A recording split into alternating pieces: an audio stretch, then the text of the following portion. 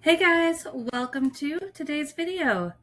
Today we are going to learn how to run a split transaction. So first we are going to add an item to our cart. And for today's purposes, we are going to discount this item by 99%.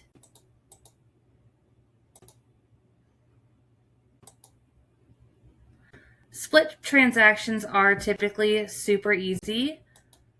And on our terminal, we always want to split a transaction with cash first, and then we use the card.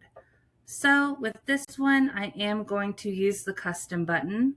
It looks like our total would be around 23 cents. Do 10 cents.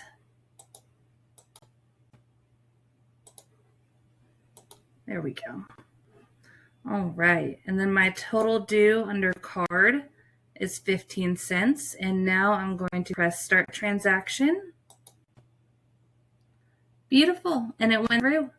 So like I said, guys, super easy. Just remember during a split transaction, cash first, card second. If y'all have any questions, remember you can always call us at 678-201-0911. Thanks. Bye.